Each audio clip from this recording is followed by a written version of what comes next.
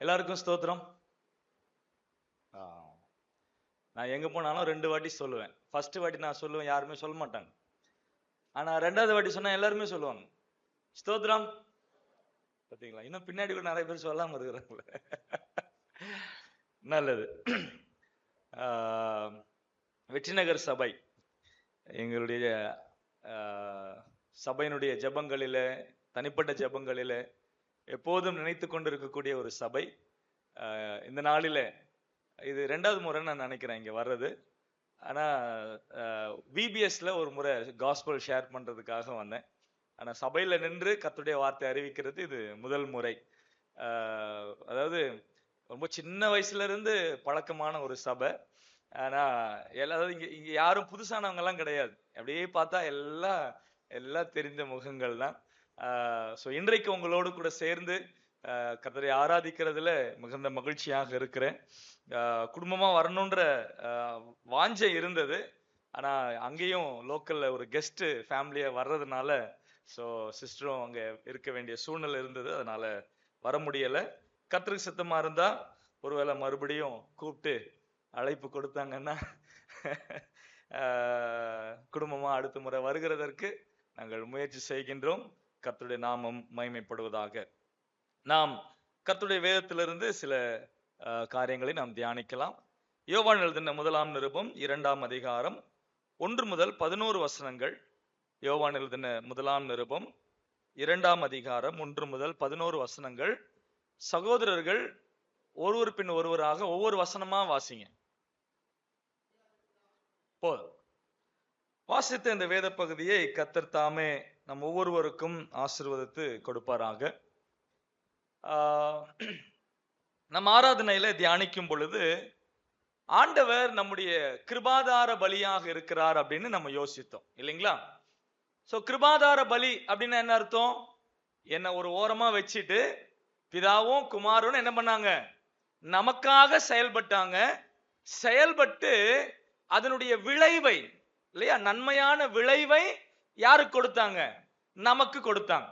இப்போ நான் விடுவிக்கப்பட்டவன், ரட்சிக்கப்பட்டவன், காப்பாற்றப்பட்டவன், சரியா, மீட்கப்பட்டவன், இப்படி நிறைய பெயர்கள் நமக்கு இருக்கின்றது, சரியா?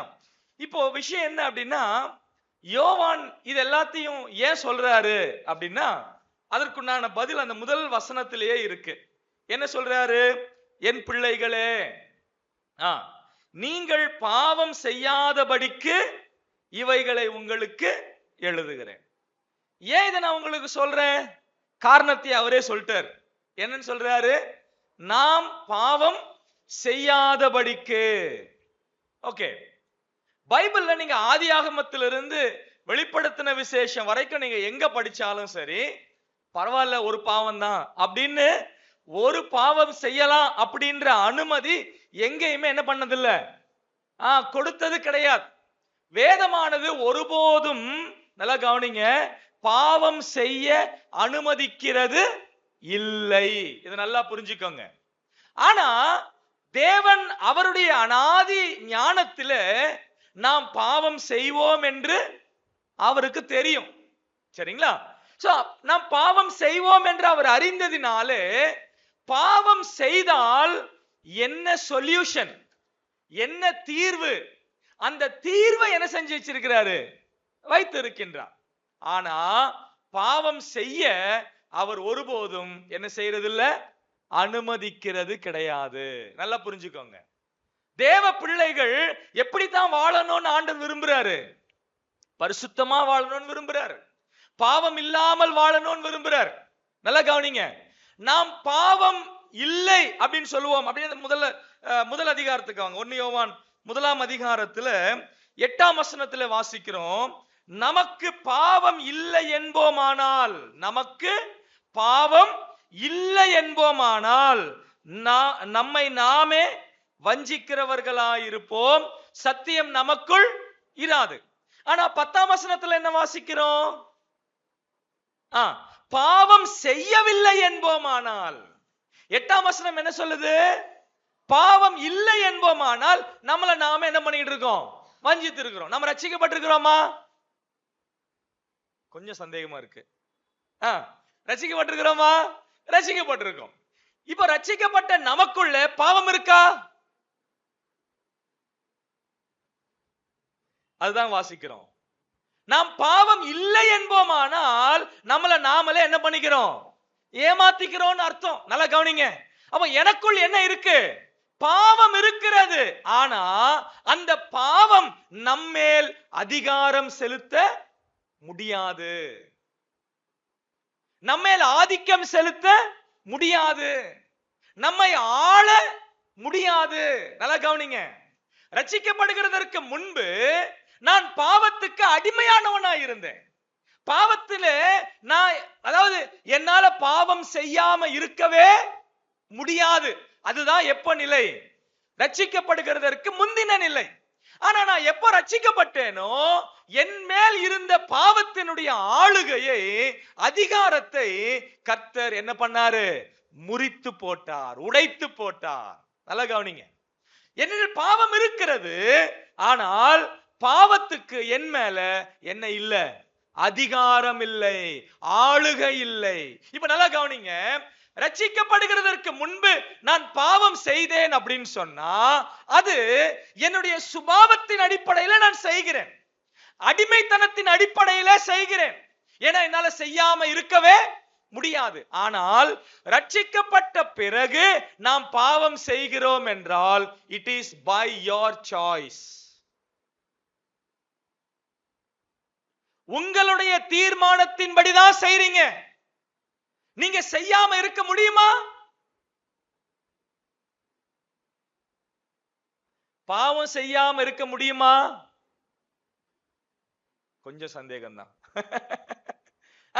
சொல்லுங்க, பாவம் செய்யாம இருக்க முடியுமா? முடியலன்னா நீங்க ரட்சிக்கப்படலன்னு அர்த்தம். சொல்றது புரியுதுங்களா? என்னால பாவம் செய்யாம இருக்கவே முடியல பிரதர் அப்படின்னு சொல்றீங்கன்னா என்ன அர்த்தம்? நீங்க ரட்சிக்கப்படலன்னு அர்த்தம். பாவம் செய்யாம இருக்க முடியுமா? எஸ், முடியும். ஏன்னா ஆண்டவர் பாவம் என்மேல் வைத்துக் கொண்டிருந்த ஆளுகையையும் அதிகாரத்தையும் கர்த்தர் என்ன பண்ணாரு? எடுத்துட்டார். கிருபாதார பலியாய் நமக்காக அவர் என்னானார்? மரித்தார், மாண்டார்.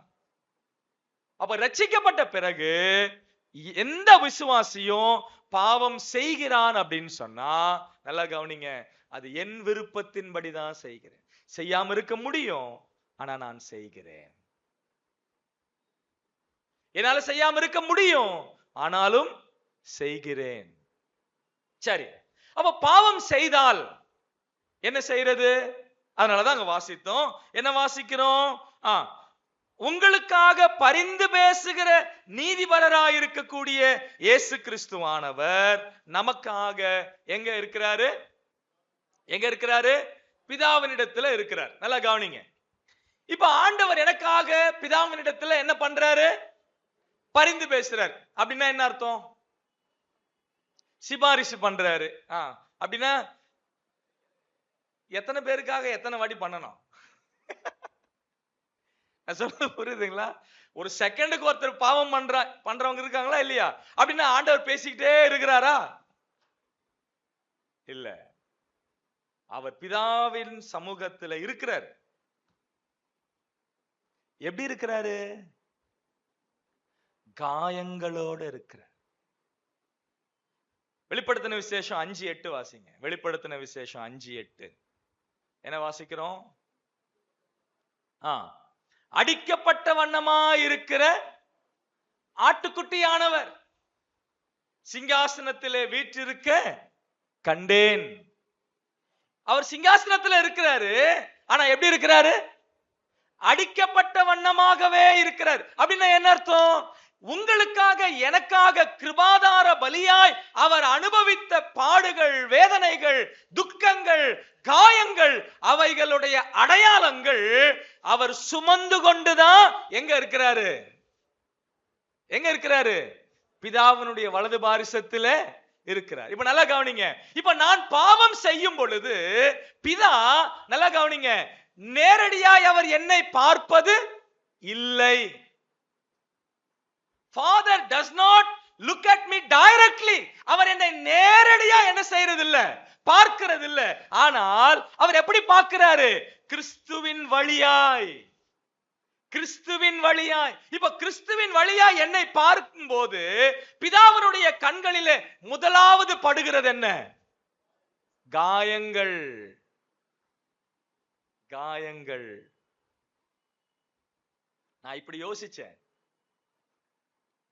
நாளைக்கு நாம பரலோகத்துக்கு போனா எப்படி இருப்போங்க?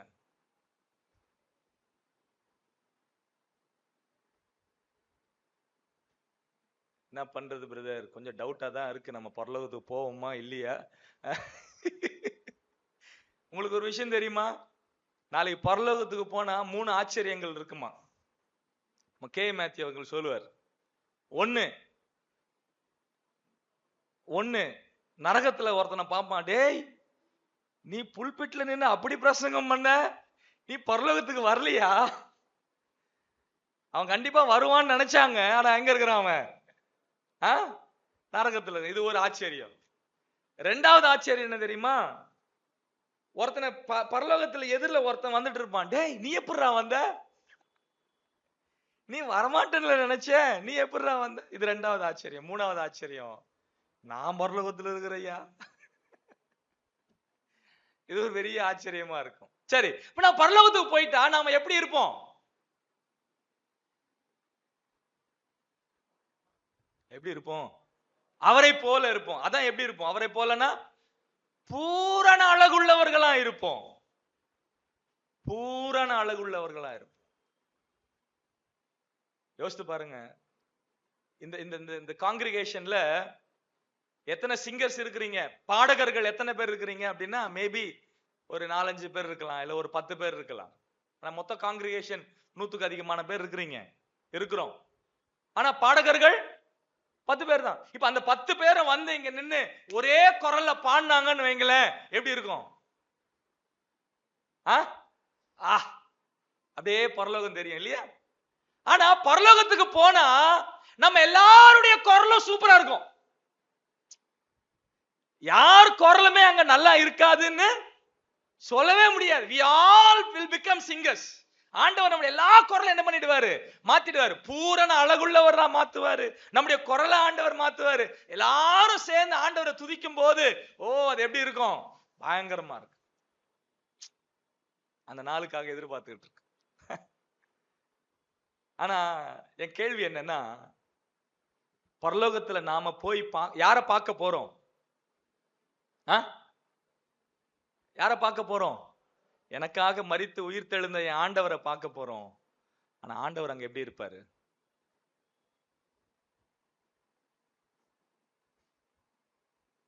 நாம எல்லாம் பூரண அழகுள்ளவங்களா இருப்போம். ஆனா அவரோ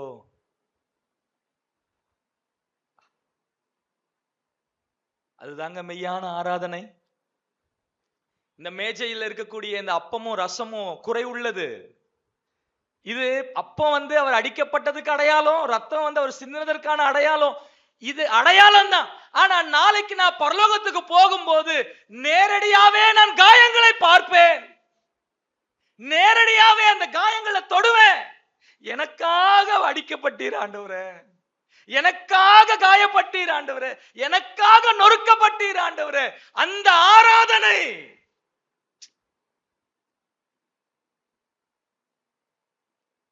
பக்தன் பாடுறான் இல்லையா? முட்கிரீடம் சூட்டப்பட்ட தலையை பார்ப்பேன், பொற்கிரீடம் சூட்டி நானும் புகழ்ந்திடுவேன். முட்கிரீடம் சூட்டப்பட்ட தலையை பார்ப்பேன், பொற்கிரீடம் சூட்டி நானும் புகழ்ந்திடுவேன். வாரினால் அடிபட்ட முதுகை பார்ப்பேன், வாரினால் அடிபட்ட முதுகை பார்ப்பேன். பாடுங்க எல்லாரும். ஒவ்வொரு காயங்களாய், ஒவ்வொரு காயங்களாய். அதுதாங்க மெய்யான ஆராதனை. அதுதான் மெய்யான ஆராதனை. அந்த ஆராதனைக்காக எதிர்பார்த்து கொண்டுதான் இந்த குறை உள்ள ஆராதனை நம்ம பங்கு பெற்றுக்கிட்டு இருக்கோம். இந்த குறை உள்ள ஆராதனையை பங்கு பெறும் பொழுது எல்லாம் நான் எந்த ஆராதனை நினைச்சு பார்க்கணும்?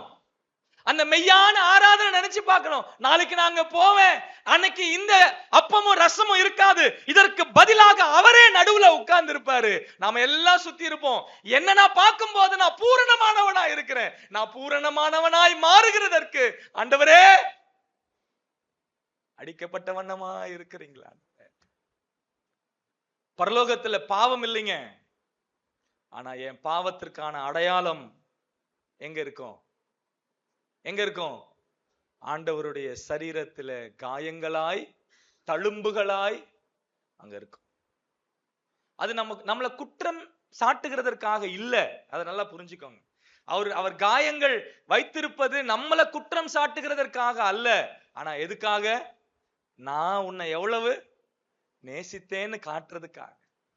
இப்ப நாம கற்பனை தான் பண்ணிக்கிட்டு இருக்கோம். நான் சொல்றது புரியுதுங்களா? இப்ப நாம கற்பனை தான் பண்ணிக்கிட்டு இருக்கோம். என்ன கற்பனை? ஆண்டவருடைய காயங்கள் எப்படி இருக்கும் யோசித்து பாருங்க. 20 வருஷத்துக்கு மேலாக வசனத்தை படிச்சுக்கிட்டு இருக்க, அவருடைய சிலுவையின் தியானத்தை தியானிச்சுக்கிட்டு தான் இருக்கிறோம், இன்னும் முடியல. ஒவ்வொரு நாளும் அவருடைய சிலுவையின் தியானம் அது வளர்ந்துகிட்டே தான் இருக்கு. அந்த நாள் இப்ப சொல்லுங்க, ஏன் ஆண்டவர் இதெல்லாம் சொல்றாரு? நாம் பாவம் செய்யாதபடிக்கு, நாம் பாவம் செய்யாதபடிக்கு. என் அருமையான சகோதரனே சகோதரிகளே, ஆண்டவர் இவ்வளவாய் உன்னிடத்திலே அன்பு கூர்ந்தார், இவ்வளவாய் உன்னை நேசித்தார் அப்படின்ற விஷயம் தெரிந்த பிறகும் நீ பாவம் செய்கிறாய் அப்படின்னா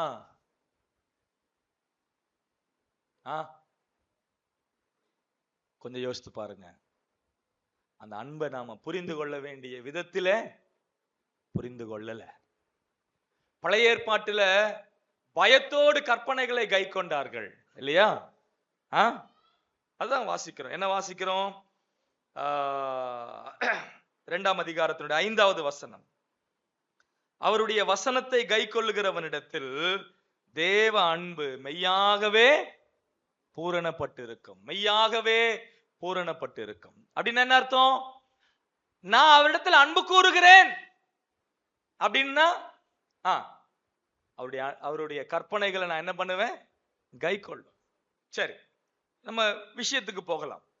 இப்போ அவருடைய பிள்ளையா நான் மாறிட்டேன், நான் அவருடைய பிள்ளை. இப்போ யோவான் என்ன செய்யறாரு அப்படின்னா, நீ அவருடைய பிள்ளை அப்படின்னா உன்கிட்ட என்ன ப்ரூஃப்ஸ் இருக்கு?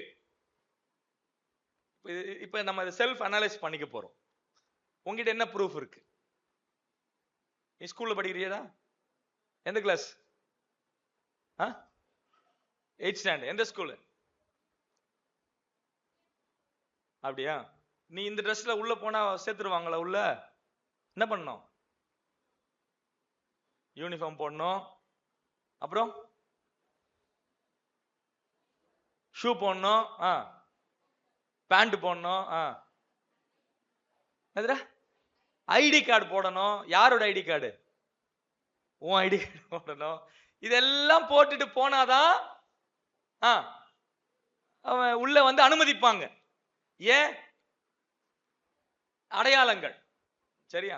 இப்ப ஒருத்தர் டாக்டர் அப்படின்னா எப்படி அடையாளம் பண்ணுவோம்? என்னது? ஸ்டெத்தஸ்கோப் வச்சிருப்பாரு, ஒயிட் கோட் போட்டிருப்பாரு. இதெல்லாம் நானும் வச்சிருக்கிறேன். ஐடி கார்டு வச்சிருப்பாரு. நம்ம ரெடி பண்ணிடலாம், பிரச்சனை இல்ல. ட்ரீட்மெண்ட் பண்ணுவாரு. ஐயோ, டாக்டர்னா என்ன பண்ணணும்? ட்ரீட்மெண்ட் பண்ணணும். அவர் கையில என்ன இருக்கும்? மருந்து, மாத்திரை, ஊசி, இதெல்லாம் இருக்கும். முக்கியமா ஒரு கிளினிக் இருக்கும், இல்லைன்னா ஒரு ஹாஸ்பிட்டல் இருப்பாரு. புரியுதுங்களா? இதெல்லாம் தான் அவர் டாக்டர் அப்படின்றதற்கான அடையாளங்கள். சரியா? இப்ப நீ விசுவாசி அப்படின்றதற்கு, ஆண்டவர் உன் பாவத்தை மன்னிச்சிட்டாரு, நீ தேவ பிள்ளையா இருக்கிற அப்படின்றதற்கான அடையாளங்கள் என்ன? சரியா? ஒரு சில அடையாளங்கள் நமக்கு நேரம் எவ்வளவு நேரம் போக முடியுதோ அவ்வளவு நேரத்துல நம்ம என்ன பண்ணிடலாம், வேகமா முடிச்சிடலாம். முதல் அடையாளம் என்ன அப்படின்னு சொன்னா பாருங்க, 4வது வசனம். அவரை அறிந்திருக்கிறேன் என்று சொல்லியும் அவருடைய கற்பனைகளை கைக்கொள்ளாதவன் பொய்யனாயிருக்கிறான், அவனுக்குள் சத்தியமில்லை. முதலாவது அடையாளம் சொல்லுங்க, நான் அவரை அறிந்திருக்கிறேன் அப்படின்னு சொல்லியும் இவன் இந்த விசுவாசி என்ன விசுவாசி? சொல்ற விசுவாசி. இந்த விசுவாசி என்ன விசுவாசி இல்ல? செய்யற விசுவாசி இல்ல. இன்னைக்கு நிறைய விசுவாசிகள் எப்படி இருக்கிறாங்க? எப்படி இருக்கிறாங்க? சொல்றவங்களா தான் இருக்கிறாங்க. என்ன பண்றது இல்ல, செய்யறது இல்ல. ஒரு ஸ்டேட்மெண்ட் சொல்லட்டுங்களா? நாம சொன்னா செய்ய வேண்டிய கட்டாயம் இருக்கு, ஆனா நாம செஞ்சோம்னா சொல்ல வேண்டிய அவசியம் இல்லை. புரியுதுங்களா? நாம ஒரு விஷயத்தை சொன்னோம்னா அதை செய்ய வேண்டிய கட்டாயம் இருக்கு. ஏன்னா நான் காட்டல, சும்மா சொல்லிக்கிட்டு தான் இருக்கிறேன். ஆனா ஒரு விஷயத்தை நான் செய்ய ஆரம்பிச்சிட்டேன்னு சொன்னா அதை சொல்ல வேண்டிய அவசியம் இல்ல. ஏன்னா நான் செய்யறதை எல்லாரும் பார்க்கிறாங்க. அப்ப சில விசுவாசிகள் என்ன பண்றாங்க? சொல்றாங்களே தவிர தங்களுடைய வாழ்க்கையில அவைகளை செயல்படுத்துகிறது இல்லை. இப்ப இங்க நாம வாசிக்கிறோம், இவங்க சொல்றாங்க, என்னன்னு சொல்றாங்க? அவரை அறிந்திருக்கிறேன். இப்போ நான் அவரை அறிந்திருக்கிறேன் அப்படின்ற ஒரு விஷயத்தை நான் சொல்றேன் அப்படின்னா அதை நிரூபிக்கணும். எப்படி நிரூபிக்கணும்? அங்க சொல்லப்பட்டிருக்கிறது, அவருடைய கற்பனைகளை கைக்கொள்ள வேண்டும். அவருடைய கற்பனைகளை கைக்கொள்ள வேண்டும். நல்லா கவனிங்க, நான் ஏன் அவருடைய கற்பனைகளை கைக்கொள்ளணும்? இரண்டாவது வசனம், அவர் எனக்காக கிருபாதார பலியாக அவர் மரித்தார். அதனால நான் என்ன பண்ணணும்? அவருடைய கற்பனைகளை கைக்கொள்ள. பிரியமான சகோதரனே, சகோதரிகளே, நாம் அவருடைய கற்பனைகளை கைக்கொள்றோமா? இல்ல வெறுமனே நான் தேவனுடைய பிள்ளைன்னு சொல்லிக்கிட்டே இருக்கிறேனா? இல்ல அதன்படி வாழக்கூடியவனாக நான் இருக்கின்றேனா? நான் அவர் அறிந்திருக்கிறேன் அப்படின்னு சொல்றது எப்படி நிரூபணம் ஆகும்னா, நான் வாழ்கிறது அவருடைய வார்த்தையின்படியாக இருக்கும். வார்த்தையின்படியாக இருக்கும். சரி, இப்போ நான் அவருடைய வசனத்தின்படி வாழல அப்படின்னா என்ன அர்த்தம்? அவன் பொய்யனா இருக்கிறான். பொய்யனா இருக்கிறான். நல்லா கவனிங்க, பொய் சொல்லுகிறவன் அர்த்தம் கிடையாது. அவன் வாழ்க்கையே பொய். அதுக்கு பேர் என்ன? மாய்மாலம், வேஷம் போடுகிறது. இன்னைக்கு நிறைய விசுவாசிகள் வேஷம் போடுறவங்களா இருக்கிறாங்க. விசுவாசிகள் வேஷம் போடுகிறவர்களா இருக்கிறாங்க. பிரியமானவர்களே, நல்லா கவனிங்க, வேஷம் ஒரு நாள் கலையும். அந்தரங்கமான சகல காரியங்களையும் கர்த்தர் ஒரு நாளிலே வெளிச்சத்துக்கு கொண்டு வருவார். இந்த மேக்கப் எல்லாம் வந்துருச்சு இல்லைங்களா? நேச்சுரலா இருக்கிறது கஷ்டமா இல்ல மேக்கப்போட இருக்கிறது கஷ்டமா? நிறைய பேர் நேச்சுரலா இருக்கிறது கஷ்டம்னு நினைச்சிட்டு மேக்கப் போட்டுக்கிட்டு இருக்கிறாங்க. ஆனா மேக்கப் போட்டா என்ன கஷ்டம்னு தெரியுமா உங்களுக்கு? கொஞ்சம் பாருங்களேன். வேர்த்துச்சுன்னா நாம எப்படி துடைப்போம்? தொடச்சி எடுத்துருவோம். அதே மேக்கப் போட்டவங்க ஏன் மேக்கப் கலைஞ்சிரும். நம்மளால வெளியில போய் வெயில நிக்க முடியுமா? நேச்சுரலா இருந்த போய் நின்றும். சாயங்காலம் வரைக்கும் நின்னாலும் பிரச்சனை இல்லை. மேக்கப் போட்டவங்களை போய் வெயில நிக்க சொல்லு, என்ன பிரச்சனை? பயம். என்ன பயம்? உருகிடுமோன்னு பயம். நம்மளால மழையில என்ஜாய் பண்ண முடியுமா?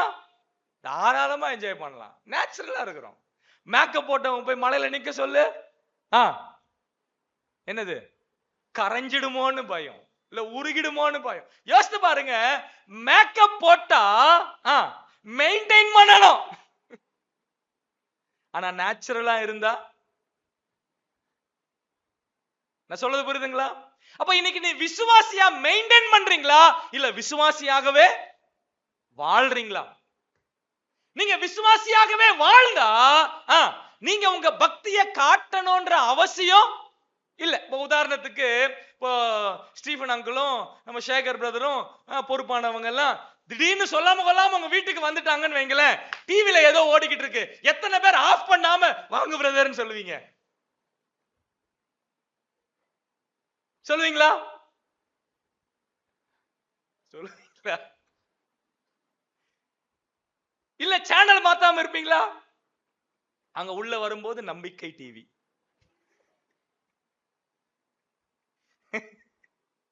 இல்ல இப்ப டிவில எல்லாம் யூடியூப் ஆயிடு போச்சு. ஸ்மார்ட் டிவி வந்ததுல இருந்து யூடியூப் வந்துருச்சு. இப்ப யோசிச்சு பாருங்க. ஏய் நேச்சுரலா இருக்கு. இப்ப கவனிங்க. இப்ப அவங்க வரும்போது நீங்க சேனலை மாத்துறீங்கன்னா என்ன அர்த்தம்? மெயின்டைன் பண்றீங்கன்னு அர்த்தம். என்னன்னு? நான் பரிசுத்தவான்னு காட்டுறீங்க. யாருக்கு? யாருக்கு? ஊழியருக்கும் மூப்பருக்கும் உங்களை விசிட் பண்ண வந்த சகோதரர்களுக்கும் நான் தப்பானவன் இல்ல, நாங்க தப்பானதை எதையுமே பார்க்கல அப்படின்னு என்ன பண்றீங்க? என்ன பண்றீங்க? மெயின்டைன் பண்றீங்க. பொய்யனா இருக்கிறான். ஜாக் பூனன் அப்படின்னு சொல்லக்கூடிய ஒரு தேவ மனுஷன், அவருடைய செய்தி நான் கேட்டுக்கிட்டு இருக்கும் போது இப்படி சொன்னார். என்ன சொன்னாருன்னா, இந்த screen he may be a John the Baptist. ஸ்கிரீன்ல அவன் யாரா நடிச்சிருக்கலாம்? யோவான் ஸ்நானகனா நடிச்சிருக்கலாம். ஏன்? he may be a Jesus Christ, but off the screen, on the screen நீ யாரு அப்படின்றது முக்கியம் இல்ல. off the screen, அவன் அந்த ஸ்கிரீன்ல இருந்து வெளியே வந்து அவன் ரூம்குள்ள போனதுக்கு அப்புறம் அவன் யாரு? 4 பேர் பார்க்கிற மாதிரி நாம வாழ்ற வாழ்க்கை இல்ல. மறைவா இருக்கும்போது, ரகசியமா இருக்கும்போது, யாரும் இல்லாதப்போ, நீயும் உன் போன் மட்டும் இருக்கும்போது, நீயும் உன் டிவி மட்டும் இருக்கும்போது, நீயும் உன் கம்ப்யூட்டர் மட்டும் இருக்கும்போது, வேற யாருமே இல்ல, நான் மட்டும் தான் இருக்கிறேன், அப்ப வருவான் உள்ள இருந்து ஒருத்தன். அவன் தான் உண்மையான ஆளு. உண்மையான சேகர், உண்மையான செபாஸ்டியன், உண்மையான என்ன வேணா இருக்கலாம், அவன் தான் உண்மையான. இப்ப வெளியில எல்லாம் இப்ப நீங்க எல்லாம் முக்காடு போட்டிருக்கிறீங்க இல்லையா? பொதுவா நம்ம சர்ச்சுக்கு வரும்போது நம்ம எல்லாருமே முக்காடு போடுவோம். இங்க இருந்து வெளியே போகும்போது முக்காடோட போவீங்களா? என்ன பண்ணுவீங்க? வெளியே போகும்போது முக்காடு எடுத்துருவீங்க இல்லையா? நம்ம உள்ள வரும்போது ஒரு முக்காடு போட்டு வருவோம். என்ன முக்காடு? பரிசுத்தவான் அப்படின்ற முக்காடு. ஜான்மார்க்க மறைச்சிடுவோம். முக்காடு போட்டு ஜான்மார்க் என்ன பண்ணிடுவோம்? மறைச்சிடுவோம். உள்ள நான் யாரு? நான் பரிசுத்தவான், நீதிமான், அன்பானவன். ஐயோ அவன் பேசுற பேச்சு இருக்குது. ஐயா பிரதர், பிரைஸ் லார்ட் பிரதர், எப்படி இருக்கீங்க பிரதர்? வீட்டுல நல்லா இருக்காங்களா? அந்த அன்பு இருக்குதே. ஆனா அதுவே வெளியே போகும்போது என்ன எடுத்துருவோம்? என்ன எடுத்துருவோம்?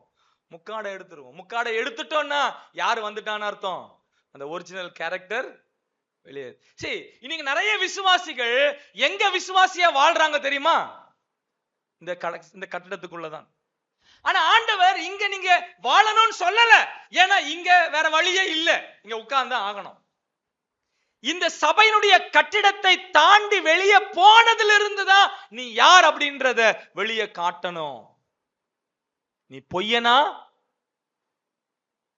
இல்ல தேவனுடைய பிள்ளையா? இன்னைக்கு நிறைய விசுவாசிகளுடைய வாழ்க்கை வசனத்தின்படி இல்ல. அவன் பொய்யர்களாகவே வாழ்கிறார்கள். அங்க வாசிக்கிறோம், அவனுக்குள் என்ன இல்ல? அவனுக்குள் என்ன இல்ல? சத்தியம் இல்லை. அவனுக்குள் சத்தியம் இல்லை. சத்தியம் 2 அர்த்தத்தை குறிக்கிறது. ஒன்று, இயேசு கிறிஸ்துவானவர் சத்தியமா இருக்கிறாரு. 2வது, உம்முடைய வசனமே சத்தியம். இப்போ உனக்குள் சத்தியம் இல்லைன்னா என்ன அர்த்தம்? நீ ஆண்டவருடைய கண்ட்ரோல்ல இல்ல. 2வது, வசனத்தின் கண்ட்ரோல்ல இல்ல. ஆண்டவருடைய கண்ட்ரோலும் இல்ல, வசனத்தின் கண்ட்ரோலும் இல்ல. அப்புறம் நான் தேவனுடைய பிள்ளைன்னு சொல்றதுல என்ன யூஸ் இருக்கு? சொல்றது புரியுதுங்களா? சொல்றது புரியுதுங்களா? அவருடைய பலியை புரிந்து கொண்டவர்கள் பாவம் செய்ய மாட்டார்கள். அவருடைய பலியை உணர்ந்தவர்கள் அவரை அவருடைய வசனத்தின்படி வாழுவார்கள். அவருடைய பலியை புரிந்து கொண்டவர்கள் பொய்யான வாழ்க்கையை வாழ மாட்டார்கள். நாம் யோசித்து பார்ப்போம். இரண்டாவது வேற என்ன சொல்றாங்க பாருங்க. அதே 2ஆம் அதிகாரம் 6வது வசனம் வாசிங்க. அவருக்குள் நிலைத்திருக்கிறேன் என்று சொல்லியும் அவர் நடந்தபடியே தானும் நடக்க வேண்டும். நல்லா கவனிங்க. நான் என்ன வாசிக்கிறோம்? அவருக்குள் நிலைத்திருக்கிறேன். நான் எங்க இருக்கிறேன்? அவருக்குள் இருக்கிறேன். அவருக்குள் இருக்கிறேன்னு சொல்றவன் என்ன செய்வான்?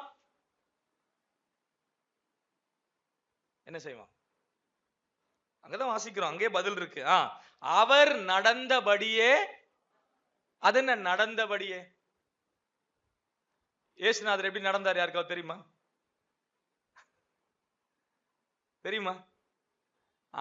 நடைனா வாக்கிங் ஸ்டைல பத்தி பேசல, இங்க லைஃப் ஸ்டைல பத்தி சொல்லியிருக்கு.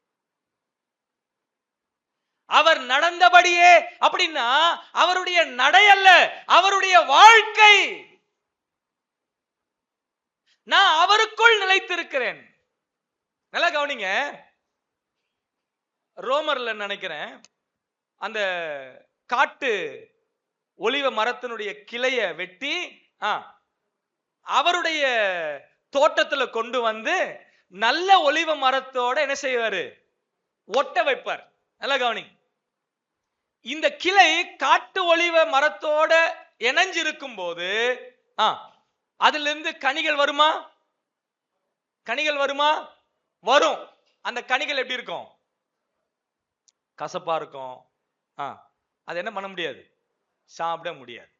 சரி, இப்ப அந்த மரத்திலிருந்து அந்த கிளைய வெட்டி கொஞ்சம் நல்லா சீவி இங்க வந்து இந்த மரத்தையும் கொஞ்சம் சீவி என்ன பண்றோம்? அதை ஒட்ட வச்சு ஒரு பிளாஸ்டர் போடுறோம். இப்ப சொல்லுங்க, என்ன நடக்குது? சொல்லுங்க முதல்ல. ஒண்ணு ஒத்து போகுது. இதுதான் நிலைத்திருக்கிறது. இந்த மரத்தினுடைய சாரெல்லாம் எதுக்கு ஏறுது? அந்த காட்டு ஒலிவ மரத்தினுடைய கிளைக்கு ஏறுது. ஏற ஏற என்ன நடக்குது தெரியுங்களா? ஃபர்ஸ்ட் பியூரிஃபிகேஷன் நடக்கும். ஏற்கனவே அந்த காட்டு ஒலிவ மரத்தினுடைய அந்த சாரம் இதுல இருக்கு இல்லையா? அந்த சாரம் முதலாவது என்ன ஆகும்? எல்லாம் செத்து போகும். நல்ல சாரம் ஏறுவதற்கு முன்பு கெட்ட சாரம் எல்லாம் என்ன செய்யப்படணும்? அழிக்கப்படும். அது அழிக்கப்படாம புது சாரம் என்ன செய்யப்படாது? ஏற்றப்படாது. இப்ப வெயில் காலமா இருக்கிறதுனால 2 வேளை 3 வேளை குளிக்க வேண்டியதா இருக்கு. பழக்கம் இருக்கிறவங்க தான். பழக்கம் இல்லாதவங்க ஒண்ணும் பண்ண முடியாது. இப்ப என்ன விஷயம்னா, இப்ப நான் குளிக்காம சட்டை மட்டும் மாத்திக்கிட்டே இருக்கிறேன்னு வைங்களேன். நான் குளிக்கவே இல்லை, ஆனா என்ன பண்ணிக்கிட்டு இருக்கேன்? சட்டையை மட்டும் புது சட்டை மாத்திக்கிட்டே இருக்கிறேன். என்ன ஆகும்? 2வது நாள் தாங்க முடியாது இப்ப இருக்கிற சூழ்நிலை. 3வது நாள் என்ன ஆயிடும்? நான் அங்கிருந்து வரும்போதே வரம்பார் அப்படின்னுவாங்க. ஏன்னா நான் வர்றதுக்கு முன்னாடி எது வந்துரும்? ஏன் துர்நாற்றம் வந்துரும். இன்னைக்கு நிறைய விசுவாசிகள் சுத்தமாகாம என்ன பண்ணிட்டு இருக்கிறாங்க? ஆட் பண்ணிட்டு இருக்கிறாங்க. ஜெபம் பண்றீங்களா? ஜெபம் பண்றேன் பிரதர். பைபிள் படிக்கிறீங்களா? பைபிள் படிக்கிறேன் பிரதர். சபைக்கு வரீங்களா? சபைக்கு வரேன் பிரதர். ஆராதனை பண்றீங்களா? ஆராதனையும் பண்றேன் பிரதர். ஆனா என்ன ஆகல? அந்த பழைய வாழ்க்கை நீக்கப்படாது. பாருங்க, எபேசியர்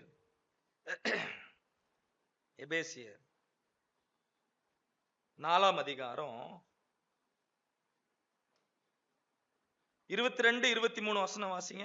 22. முந்தின நடக்கைக்குரிய மோசம் போக்கும் இச்சைகளாலே கெட்டு போகிற பழைய மனுஷனை நீங்க களைந்து போட்டு உங்கள் உள்ளத்திலே புதிதான ஆவியுள்ளவர்களாகி மெய்யான நீதியிலும் பரிசுத்தத்திலும் தேவனுடைய சாயலும் சிருஷ்டிக்கப்பட்ட புதிய மனுஷனை நீங்க கலைத்து போடாம தரித்து கொள்ள முடியாது. என்ன சொல்றது புரியுதுங்களா? கலைத்து போடாம, எடுத்து போடாம, அழிச்சு போடாம, நீக்கி போடாம புதிய மனுஷனை தரித்து கொள்ள முடியாது. அப்படி தரித்து கொண்டாலும் அது துர்நாற்றமாகவே இருக்குமே தவிர அது பரிசுத்தமான நறுமணம் வீசக்கூடியதாக இருக்கவே முடியாது. நான் அவரில் நிலைத்திருக்கிறேன் அப்படின்னா அவர் நடந்தபடியே நானும் நடப்பேன். அவரை போல பரிசுத்தமா நம்ம மாற முடியுமா? முடியுமா? அல்டிமேட் ஹோலினஸ் அது நம்ம பரலோகத்துக்கு போனாதான் கிடைக்கும். ஆனா அவர் நடந்தபடியே நாம நடக்க முடியுமா? அதுதான் மாதிரி. ஆண்டவர் இந்த உலகத்துல 33 வருஷங்கள் வாழும் போது என்னெல்லாம் பண்ணாரு? என்னெல்லாம் பண்ணாரு? நல்லா கவனிங்க.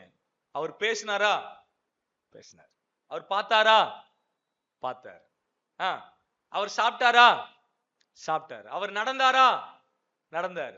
அவர் ஜனங்களோடு இருந்தாரா? அன்பு கூர்ந்தாரா? மன்னிச்சாரா? பரிசுத்தமா வாழ்ந்தாரா? இதெல்லாம் என்னது? நடை. நடை. இப்ப சொல்லுங்க, அவர் நடந்தபடியே நானும் நடப்பேன் அப்படின்னா என்ன அர்த்தம்? அவர் பார்க்கிறது போலவே நானும் பார்க்க வேண்டும். அவர் பேசுகிறது போலவே நானும் பேச வேண்டும். அவர் அன்பு கூறுகிறது போலவே நானும் அன்பு கூற வேண்டும். அவர் மன்னிக்கிறது போலவே நானும் என்ன செய்யணும்? மன்னிக்க வேண்டும். அவர் நடந்தபடியே நானும் நடக்க வேண்டும். என்ன பார்க்கிறவங்க என்ன பார்க்க கூடாது. யாரை பார்க்கணும்? கிறிஸ்துவை பார்க்க. கிறிஸ்துவை பார்க்க. பார்க்கறாங்களா? பார்க்கறாங்களா? அதோட தொடர்ச்சி தான் 3வது குறிப்புக்குள்ள நம்ம போறோம். சீக்கிரமா முடிச்சிடலாம். 3வது குறிப்பு. அடுத்த ப்ரூஃப். 1 கற்பனைகளை கை கொள்ளுகிறது. 2 அவர் நடந்தபடியே நடப்பது. 3வது 9வது வசனம் வாசிங்க. 9:10. ஒளியிலே இருக்கிறேன் என்று சொல்லியும் தன் சகோதரனை பகைக்கிறவன் இதுவரைக்கும் இருளிலே இருக்கிறான். நல்லா கவனி. இந்த ஸ்டேட்மெண்ட் ரொம்ப நல்லா புரிஞ்சுக்கோங்க. என் ஆவிக்குரிய வாழ்க்கையினுடைய வளர்ச்சிக்கும் சரி, என் ஆவிக்குரிய வாழ்க்கையினுடைய வீழ்ச்சிக்கும் சரி உதவி செய்யறது யார் தெரியுமா?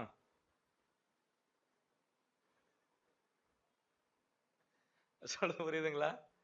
என் ஆவிக்குரிய வாழ்க்கையினுடைய வளர்ச்சிக்கும் சரி, என் ஆவிக்குரிய வாழ்க்கையினுடைய வீழ்ச்சிக்கும் சரி, ரெண்டுத்துக்குமே யார் தான் காரணம்? என் சகோதரன் தான் காரணம். ஆனா அந்த சகோதரனை நான் எப்படி பார்க்கிறேன், அதுதான் நீ யாருன்றதை காண்பிக்க. அவன் என்ன வேணா செய்யட்டும், நீ என்ன பண்ற? நீ என்ன பண்ற? என் கிறிஸ்தவ வாழ்க்கையில என் சகோதரன் எனக்கு ரொம்ப முக்கியங்க. ரொம்ப ரொம்ப முக்கியம். விஷயம் என்னன்னா, என் உண்மையான கேரக்டரை வெளியே கொண்டு வர்றவனே யாருதான்? எல்லாம் நல்லா இருக்கும்போது எல்லாம் நல்லா இருக்கும். ஆனா நம்மள ஒருத்தன் சீண்டுவான் பாத்தீங்களா? நோண்டுவான் இல்லையா? அவன் தான் யாரு? என் உண்மையான சகோதரன். ஏன்? அவனாலதான் நான் யாருன்னு நான் என்ன பண்றேன். இப்ப நிறைய நேரங்கள்ல நம்ம என்ன ஜெபம் பண்றோம்னா, ஆண்டவரே அந்த அவனையே ஆண்டவரே சபையில வச்சிருக்கிறீங்கன்னு கேட்கிறோமே தவிர, ஆண்டவரே என்னையும் ஏன் இந்த சபையில வச்சிருக்கிறீங்க அவன் கூட அப்படின்னு கேட்டிருக்கிறீங்களா? வித்தியாசம் இருக்கா இல்லையா? அவனையும் கொண்டு வந்து அந்த சபையில வச்சிருக்கிறது யாரு? ஆண்டவர் தான். எதுக்காக? நீ யார் அப்படின்றத உனக்கு. இப்ப இங்க என்ன வாசிக்கிறோம்? ஒளியிலே இருக்கிறேன் என்று சொல்லியும் தன் சகோதரனை பகைக்கிறவன் இதுவரைக்கும் இருளிலே, அப்படின்னு என்ன அர்த்தம்? இதுவரைக்கும் இருளிலே இருக்கிறான்னா என்ன அர்த்தம்? அவன் சகோதரனை பகைச்சதுனால இருளுக்கு வரல. அவன் ஏற்கனவே இருள்ல இருந்ததுனாலதான் அவன் சகோதரனை பகைக்கிறான். சொல்றது புரியுதுங்களா? ஆண்டவர் எவ்வளவு தெளிவா சொல்ல இருப்பான். சகோதரனோட உறவு எப்படிங்க இருக்கு? உங்க சகோதரனோட உறவு எப்படி இருக்கு? ஆண்டவர் சொல்றாரு, என்ன சொல்றாரு? 10வது வசனத்துல, தன் சகோதரனிடத்தில் அன்பு கூறுகிறவன் ஒளியிலே நிலை கொண்டிருக்கிறான், அவனிடத்தில் என்ன இல்ல? இடர்லே இல்ல. இப்போ நான் ரொம்ப ஸ்டெடியான விசுவாசி அப்படின்றது எப்படி தெரியும்? என் சகோதரன் மேல நான் வச்சிருக்கிற அன்பு. அன்புதான் நான் யாருன்றத, நான் ஸ்ட்ராங் ஆனவனா இல்ல வீக் ஆனவனா அப்படின்றத காட்டுறதே என்னுடைய ஆண்டவர். அதாவது 30 வெள்ளிக்காசுக்கு வித்துட்டு வந்திருக்கிறார். 30 வெள்ளிக்காசுக்கு அங்க வாசிக்கிறோம், உடன்பட்டார்கள் அப்படின்னு வார்த்தை இருக்கு, மத்தேயில வரும். உடன்பட்டார்கள் அப்படின்னா என்ன அர்த்தம்? பேரம் பேசி இருக்கிறாங்க. பேரம் எப்ப பேசுவோம்? இல்ல பேரம் ஏன் பேசுவோம்னா, இது இப்ப இது 30 ரூபா சொன்னாங்க அப்படின்னு வைங்களேன், பேரம் பேச ஆரம்பிச்சிருவோம். ஏன்? இது அவ்வளவு வர்த்து இல்லைன்னு அர்த்தம். புரியுதுங்களா?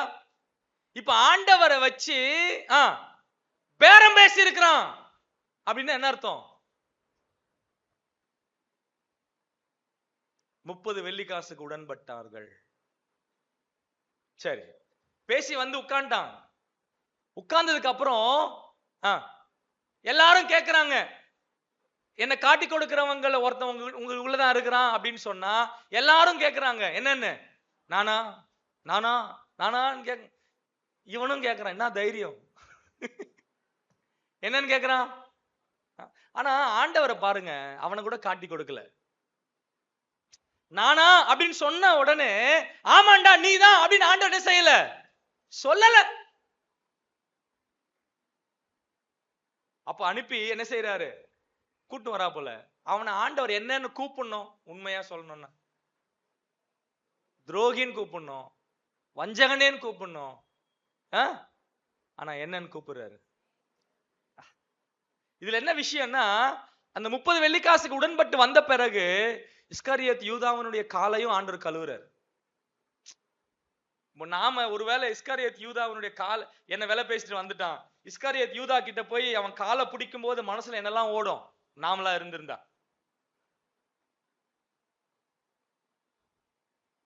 புரியுது? ஆனா ஆண்டவர் அது எதுவுமே ஓடல. அவனுடைய காலையும் பிடிச்சாரு, அவனுடைய காலையும் கழுவுனாரு, அவனுடைய காலையும் தொடச்சாரு. நீ செய்ய நினைக்கிறது சீக்கிரமா போய் செய்ப்பான்னு அனுப்புறாரு. என் சகோதரனை நான் இப்படி நேசிக்க முடியுது என்னால? அவன் எனக்கு துரோகம் பண்றான், but still I love you. அவன் என்னை காயப்படுத்துகிறான், but still I love you. நிறைய விசுவாசிகள் முகம் கொடுத்து பேசுறது இல்ல, நிறைய விசுவாசிகள் ஸ்தோத்திரம் சொல்லிக்கிறது இல்ல, நிறைய விசுவாசிகள் சகோதரர்கள் எதிர்பட்டா கை கொடுக்கிறது இல்ல. ஒரே அப்பத்துல பங்கு பெறுறோம், ஒரே பாத்திரத்துல குடிக்கிறோம், இவ்வளவு பண்றாங்க. ஆனா என்ன உண்டு? பிரிவினைகள் உண்டு, பகை உண்டு, வெறுப்புகள் உண்டு. நான் பேச மாட்டேன். உன் சகோதரனை பகைத்தால் உன்னிடத்தில் தேவ அன்பு இல்லை. ஒரு வசனத்தை வாசிக்கலாமே, மத்தேயு 5ஆம் அதிகாரத்துக்கு வாங்க. மத்தேயு 5ஆம் அதிகாரத்துக்கு வாங்க. 23ஆம் வசனம் வாசிங்க. 5:23. நல்லா கவனிங்க. பலிபீடத்தின் அண்டையிலே உன் காணிக்கைகளை நீ செலுத்த வந்து உன் பேரில் உன் சகோதரனுக்கு குறை உண்டென்று அங்கே நினைவு கூறுவாயாகில்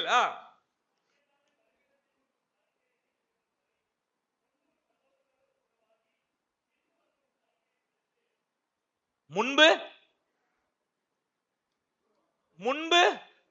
ஒப்புரவாகி பின்பு சொல்லுங்க, முன்பு பின்பு சொல்லுங்க பாப்போம். முன்பு என்ன? அது ரொம்ப கஷ்டம் பிரதர். முன்பு வேணா காணிக்க செலுத்திடுறோம், பின்பு பாத்துக்கலாம். அந்த வசனம் படிங்களா, யாருக்கு யார் மேல பிரச்சனை? 23வது வசனம்.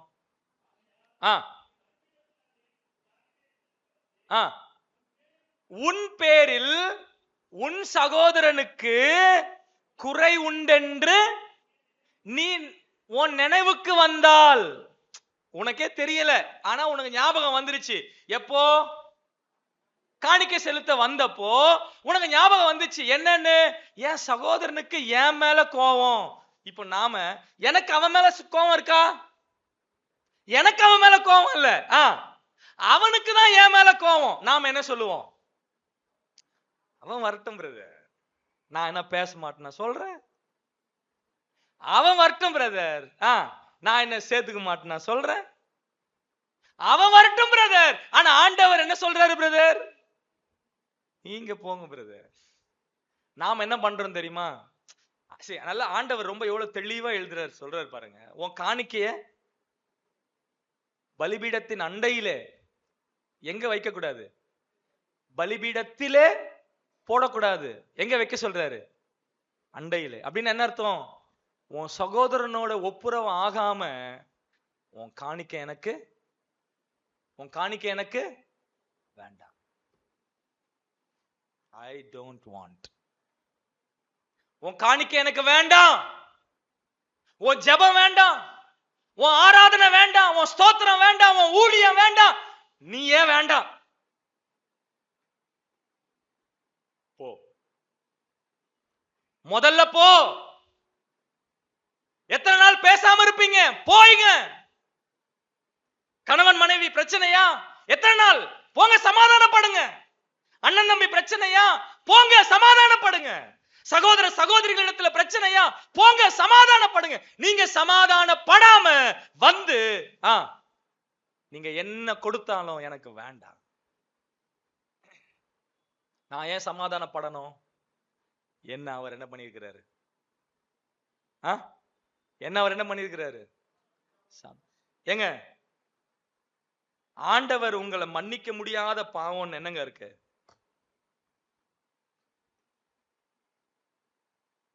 உங்களை மன்னிக்க முடியாத பாவம் என்ன இருக்கு? ஆனா நாம என்ன பண்றோம்?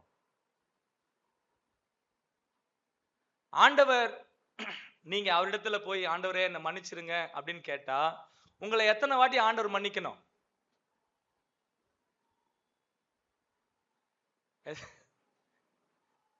எத்தனை வாட்டி மன்னிக்கணும்?